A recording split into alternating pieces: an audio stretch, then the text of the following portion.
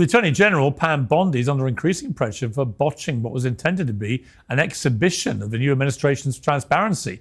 First, she told Fox News that Epstein's client list was sitting on her desk. Next, she handed out binders of information already in the public domain to conservative influencers who were visiting the White House, who were duped into claiming the Epstein files had been released.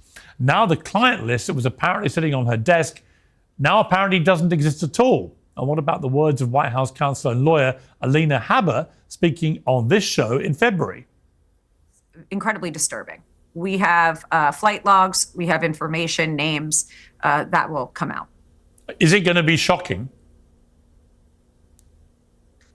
I don't see how it's not shocking that there were so many individuals that were hidden and kept secret and not been held accountable. Let's talk about the reverse. I believe in accountability. So you have to now go through your process. Now, I won't say they're guilty until they go through their time in court. But again, now it's time for accountability. We have seen for so many years, Piers, in this country, many investigations, subpoenas, testimonies in Congress, et cetera, et cetera. But there's a general frustration with accountability. We take it halfway, we don't take it home. And I really believe that now with Cash and Pam, there will be accountability. So what happened? Secret names, lists, accountability. This is why the latest developments are likely to satisfy absolutely nobody. It's entirely possible there was never anything more to know, and it was all just used for political expediency. If so, it's not working out to be very expedient. So Piers Morgan, a very fed up Piers Morgan, is dealing with the backlash of the Epstein file fiasco, which we've been discussing quite a bit on this channel, because Trump's personal attorney, and now I believe U.S. Attorney for New Jersey, Alina Habba, effectively told him that, yeah, there is the Epstein files, the Epstein client list is real, the information is shocking, and now they're doing a 180. So Piers Morgan is calling out the incompetence and dishonesty of the Trump administration, even though it obviously pains him to do so, given the fact that he grades Trump on a curve. But before we unpack all that, if you end up liking this video and you want to support the channel, please be sure to hit the like, subscribe, and alert bells before you go. All right, friends, I was wondering how Piers would react to this, given, again, he has a tendency to grade Trump and MAGA on a curve, and he tends to tolerate more bullshit and dishonesty and corruption from them than he would ever tolerate from the Democratic Party. But during the most recent episode of Piers Morgan Uncensored, he started by grilling MAGA commentator Jack Posobiec. Also, I'll note, friend of the show and Midas Touch contributor who's just kicking ass and taking names, Adam Mockler, is on this panel, and he kills it. We'll play a clip of him in a moment, but let's start with Piers grilling Jack Posobiec over this absolute disaster by the Trump administration. Yeah, it is. I mean, Adam, it is just a bit weird, the whole thing. I can't quite get my head around this because they were so emphatic that this was going to be huge. Apparently, we started with the Adam clip first. Got it out of order. But he lays into the Trump administration here, teeing Adam up. And now it's nothing. It's not like even mini huge. It's nothing. There's nothing to see here. Yeah, and to build on that, I can't tell if it would be worse if this was a cock-up or a conspiracy. Because if it's a cock-up, that means they were straight up lying to the American people the entire time about what they actually had, right? Or if it's a conspiracy, that means they have it and they hid it the entire time. I mean, either way, it looks really bad on the administration. And especially for an admin that has created this grounds that is like primed for conspiratorial thinking. A lot of the MAGA influencers were super ready, super excited for the Epstein files to release. So when you create the grounds that are perfect for conspiratorial thinking, and then you pull back, there are going to be a lot of conspiracies about the admin now. You know, it's a confusing time to be in MAGA, isn't it? It must be, right? Because there's so much going on, which must be quite bemusing. You know, you're led up the hill of we're going to get all the dirt on Epstein. That disappears. You know, you've got the attack on Iran, which seems to fly in the face of everything Trump has said about foreign wars, foreign engagement, and so on. You've got a kind of war at the center of the party. You've got Elon Musk, who you were skeptical of, MAGA, and then he's the hero suddenly, and now he's the villain again. This is not an easy time for MAGA to get their heads around the consistent theme here.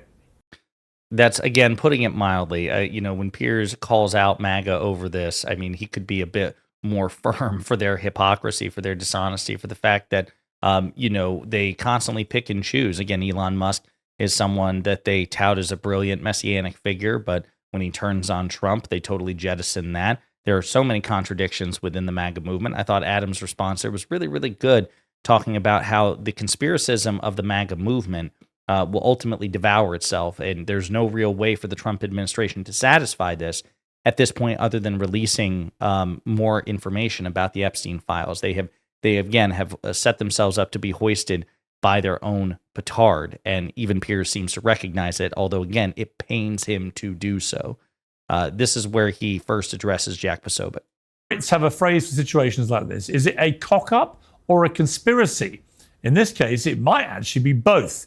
Well, joining me to debate this some more, Jack Posobiec, who's the senior editor of Human Events and one of the influencers who was handed those non-event Epstein files. John Kiriakou, who's a former CIA intelligence officer and whistleblower, host of CIA Declassified on Unified TV. Brian Shapiro, the host of Pushing the Limits, and Midas Touch commentator Adam Mockler. Well, welcome to all of you. Jack, let me start with you. What has happened here? I mean, we were all led down a train of thought that there was going to be all sorts of stuff coming out about this Epstein case, the files, the names, the lists, accountability, and then boom, it's all disappeared.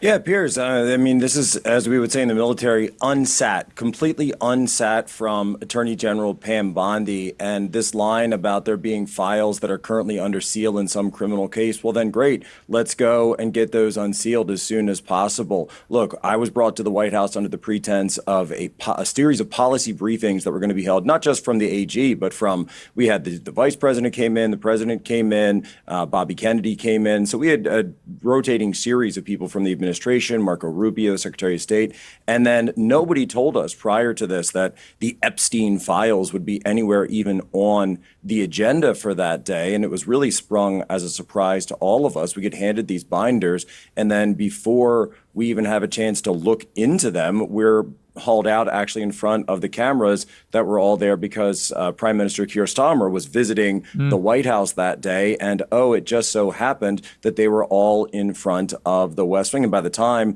that we have the ability to actually go through them, well, lo and behold, we find out that it's all information that was completely already in the public domain. In fact, some of the information that was in the public domain was more extensive than what was given to us on that day. So the whole thing, obviously, I think, as you say, is a cock-up. I hope I'm using that phrase correctly. I'm not entirely familiar with it, but that certainly feels like what happened here. And we don't have the accountability that was spoken of. We don't have the releases that were spoken of. And it's indefensible. It's indefensible that the answers aren't there when so much was promised.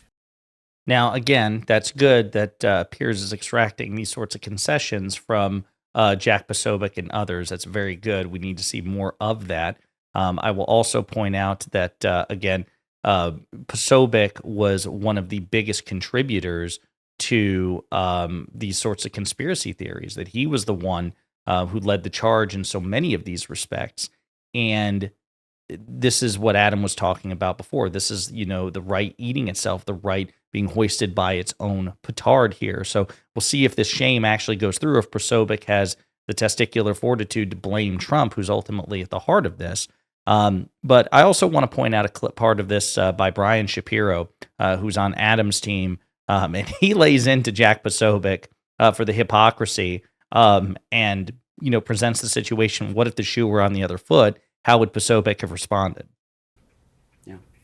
Well, what I would say, Piers, first of all, when Haba did your show, where did she get that information from? Where did that come from back in February? I would also say to Pam Bondi, she lied on Fox News, or maybe she was telling the truth. She said she had a list that was on her desk, Piers. Where did that list go? Was she lying? Was that made up? And I'd also say, thirdly, and I know this is something that Jack probably doesn't want to bring up, but the fact of the matter is that Jeffrey Epstein's on audio saying at one point Donald Trump was his best friend. We also know that Donald Trump was on the Epstein flight flight log 7 times. We learned that in the Maxwell case. So I don't think it's a stretch to say maybe Donald Trump might be somewhere in these files. Maybe. We don't know that for sure. But I know if it was the other way around, and if it was Joe Biden that was best friends with Jeffrey Epstein at one point, that's all Jack and MAGA Republicans would be talking about. I think Donald Trump is on this list, and I think Donald Trump is in these files, and I think the Trump administration is hiding something. I mean, what?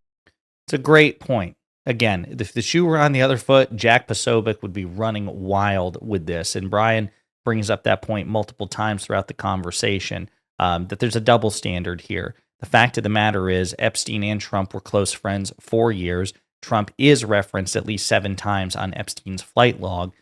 As we've discussed today in previous video, Trump still gets visibly defensive over the notion that people would ask questions about Epstein in really disturbing ways. Epstein died on Trump's watch in 2019 when Trump was president, and therefore ultimately responsible for the Bureau of Prisons and federal prisoners, which Epstein was at the time. We also have the fact that Trump's labor secretary in his first term got Jeffrey Epstein a sweetheart deal as well. So I mean, there's so many strong connections. There's a lot of tissue between Trump and Epstein. And yeah, when you consider the Trump administration's slow walking of the Epstein files, its 180s on the Epstein files, it's perfectly reasonable to draw that particular conclusion. And Jack Posobiec is wildly uncurious. Here he is condemning the Trump administration's handling of it, but he won't go nearly as far as if the shoe were on the other foot, which just goes to show that he's wildly unprincipled and a hypocritical loser who should be made fun of. So again, Piers, I appreciate the fact that Piers Morgan calls this out. Again, he doesn't go nearly as hard as if the shoe were on the other foot. He is guilty of similar hypocrisy as Jack Posobiec, not nearly as bad, but still quite all the same. This would have been an entire Piers Morgan episode, probably multiple Piers Morgan episodes, if it were a Democratic administration refusing to do this and a Democratic president directly implicated in the Epstein files to the extent that Trump is. But it's still good nonetheless that Piers Morgan is drawing attention to it. And he seems to be particularly annoyed that he was told one thing by Alina Habba, Trump's personal attorney, and now again, Trump's U.S. attorney for New Jersey. He was told one thing by her on his show and is now being told something else. So in the meantime, let me know what you think in the comments.